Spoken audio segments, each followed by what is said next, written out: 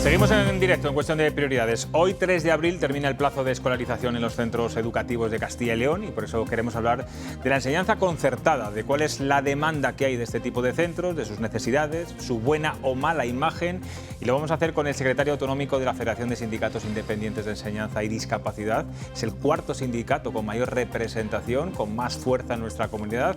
Él es Ángel Arias. ¿Qué tal? Buenas noches. Buenas noches, José Luis. Bueno, la escuela concertada tiene una gran importancia en Castilla y León, un 30% ocupa más o menos de toda la comunidad educativa, pero voy a dar algunas cifras para que la gente sepa realmente el potencial que tiene en Castilla y León.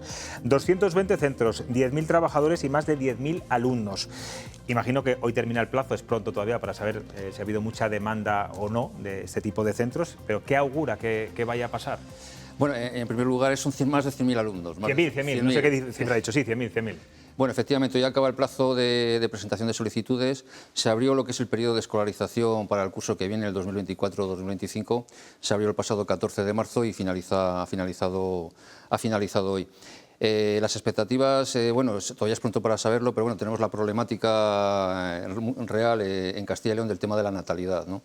La escolarización afecta sobre todo en el primer curso de infantil, en el primero de infantil, que corresponde a los niños de 3 años, que son los que inician la etapa concertada y los que inician la escolarización en ese tramo. Y claro, corresponde en 2024-2025 a los nacidos en el 2021, que es justo cuando tenemos un bajón importante de natalidad. Estamos hablando que en Castilla y León en el 2021 ha habido unos 600 nacimientos menos que el curso anterior, que el año anterior. Y hay provincias muy afectadas. Valladolid es una de ellas, Valladolid hay 200 nacimientos menos, Palencia, Soria, Zamora. ¿Eso podía provocar el cierre de unidades? Claro. La problemática es, efectivamente, ya nos pasó el año pasado con menos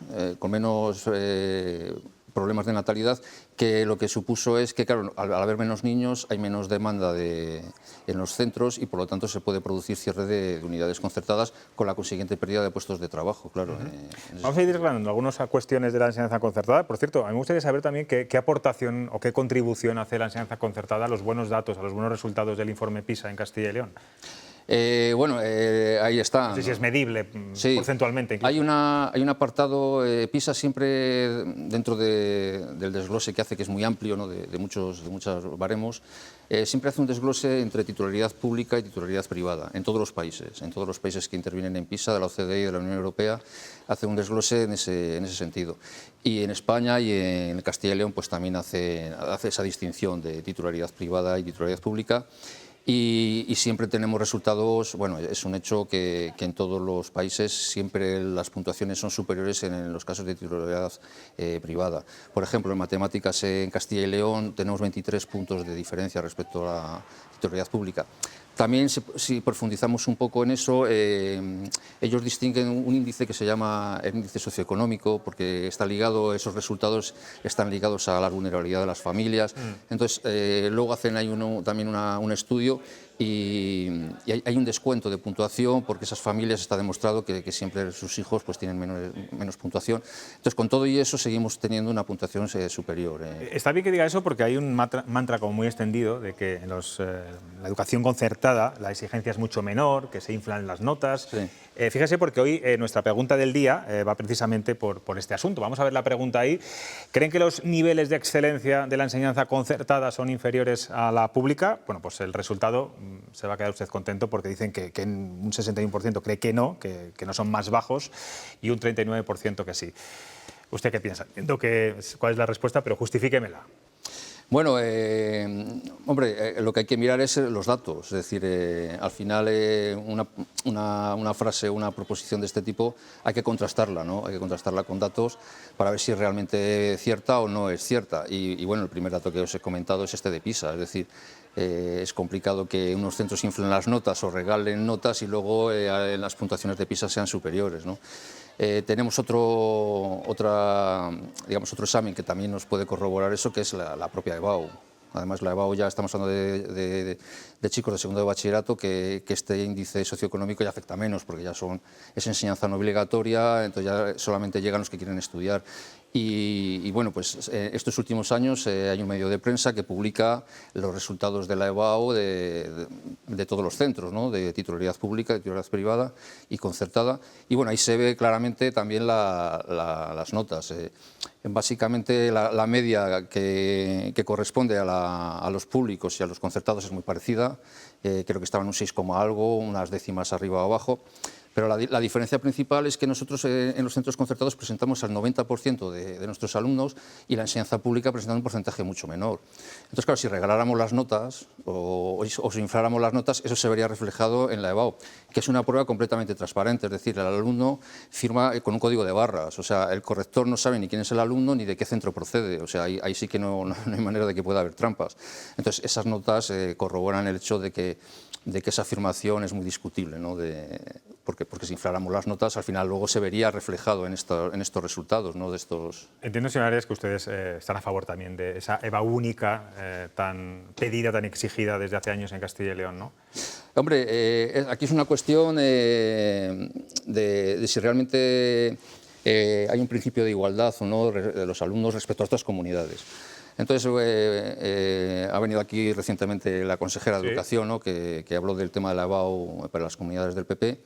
Ya no es que seamos partidarios o no, es que es una cuestión de si realmente hay una igualdad de oportunidades para todos los alumnos. Y hay un informe, además, que se ha hecho desde Castilla y León, que lo ha hecho una catedrática de bioestadística aquí de Valladolid, Cristina Rueda, que yo creo que es demoledor, es decir, demuestra claramente... A partir de ahí empezó, digamos, la batalla de Castilla y León, ¿no? A partir de ahí. Sí que es verdad que con el tema de la pandemia se ha desvirtuado todo un poco, es decir, que todos esos datos al final pues se ha relajado también en Castilla y León, las notas han subido, es decir, que ha cambiado, he hablado con ella recientemente y claro, ese informe ya está un poco desfasado en ese sentido, porque la pandemia ha cambiado todo un poco ¿Y hay diferencias entre la formación de los profesores de la enseñanza pública y la enseñanza concertada? ¿Tienen más vocación docente unos que otros?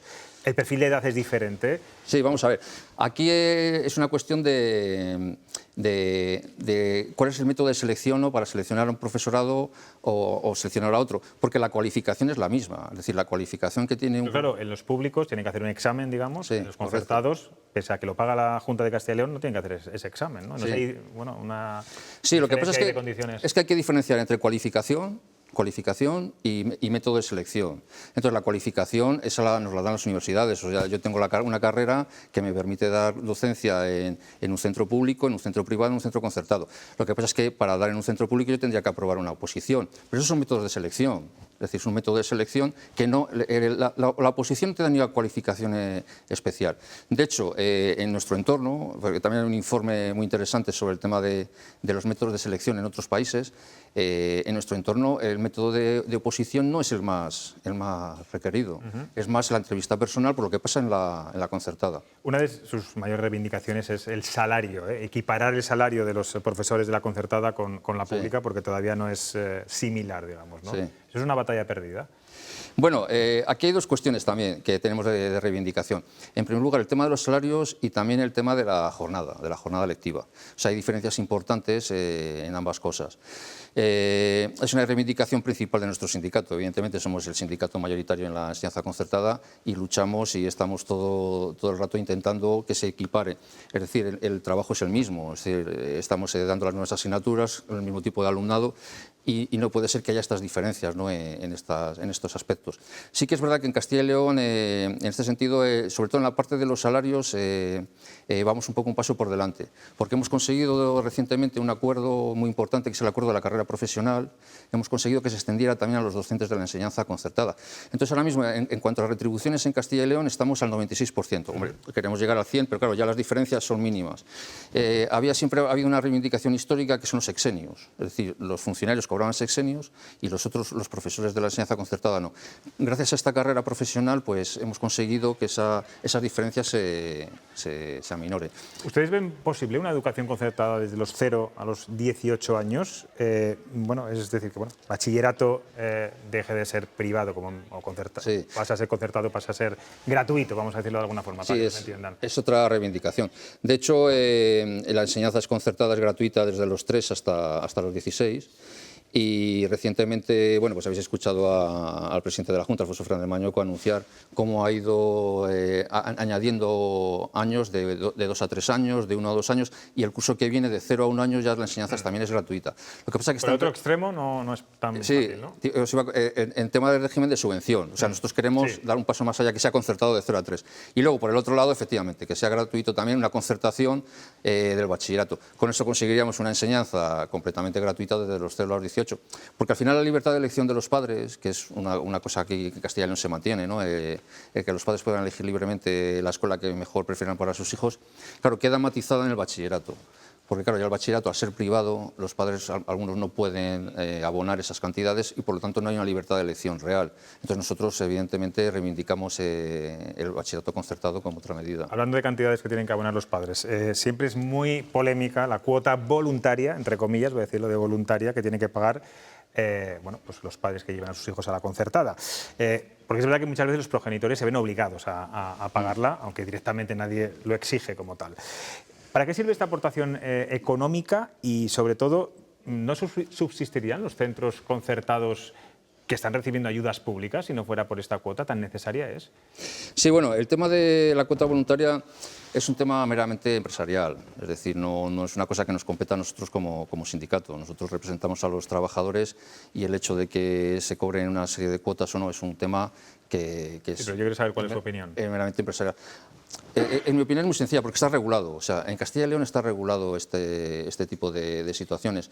De hecho, hay una instrucción de, creo que de 2017, que aparece claramente lo que significa la cuota voluntaria. Y viene bien claro que no es una cuota voluntaria en realidad. La cuota voluntaria no está bien, digamos, expresada. Lo que pasa es que, bueno, un poco entre nosotros se dice cuota voluntaria. Es más bien donación. O sea, es una donación. Entonces, lo que establece esa normativa es que aquellos padres que quieran, voluntariamente, pueden hacer una donación. Entonces, igual que hay libertad de elección de centros, pues hay libertad de que los padres puedan hacer donaciones, y aparece bien claro que no puede haber, el hecho de que no se haga esa donación no puede suponer perjuicio para el alumno o negación. Pero ese siempre es el riesgo, ¿no? El miedo que puedan tener los padres. Oye, claro, si yo no pago la cuota voluntaria, ves si a mi hijo no va a tener el mismo tratamiento, los mismos servicios que... Bueno, pues viene bien claro reglamentado. Es decir, si se produce una situación de estas, se produce una denuncia de los padres y perderían el concierto los centros. O sea que está perfectamente regulado en Castilla y León. Sí que tenemos una reivindicación en ese sentido, cuando hablas de si la financiación es suficiente o no, que es con el tema del personal de administración y servicio. Es decir, en nuestros centros concertados hay un personal que es docente y otro personal que es no docente. Entonces, el personal docente depende de esa aportación que aparece. Por ejemplo, el tema del dinero que llega a la concertada viene de los presupuestos generales del Estado. Entonces hay una partida que se llama la partida de otros gastos a la que va repercutida los salarios de este personal. Y es una reivindicación nuestra que esa partida evidentemente no es lo suficiente para esos salarios que en estos últimos años están bastante perjudicados, ¿no?, en cuanto a su poder adquisitivo. Por último, yo no sé si el gran reto de la enseñanza concertada es una mayor entrada en el medio rural, o eso es bastante complicado, porque no sé cuántos centros hay en Castilla y León ahora mismo, creo que son poquitos, ¿no? Sí, en total hay 40. Hay 40 centros en zonas rurales que no son capitales de provincia. Es complicado porque, bueno, el medio rural, el número de alumnos, pues ya vemos cómo está la natalidad en las ciudades, pues en las zonas rurales mucho peor está la cosa, ¿no? Entonces son centros que subsisten, que bueno, que intentamos apoyarles mucho, desde la Junta también les apoyan para que puedan subsistir estos centros concertados, pero evidentemente es complicado, y lo que más hay son centros públicos, que claro, porque si hay un colegio en zonas rurales más pequeñas, que hay 1 o 2 colegios, pues suelen ser públicos, porque ahí, bueno, pues a base de ratios más pequeñas, etcétera, pues se van manteniendo. Es otra apuesta importante por parte de la Consejería, pues de esos centros. Tenemos aquí a un profesor, director además ha sido, de escuela pública y rural. Lo ha puesto difícil, claro. Ángel. Cecilio. Bueno, tendría muchas cosas de las que hablar, ¿no? Además, curiosamente, en Olmedo hicimos la prueba del informe PISA. Y a modo de resumen voy a decir que en Castilla y León los resultados de la enseñanza pública son muy buenos y muy positivos. Y es verdad que en algunos aspectos pues no estamos en las mismas condiciones. Los aspectos socioeconómicos son muy importantes a la hora de valorar los resultados, y con la última pregunta que ha hecho José Luis, pues también la atención que hace la enseñanza pública al medio rural es muy importante, muy buena y muy positiva. Mejorable, por supuesto, hay muchas cosas que hacer.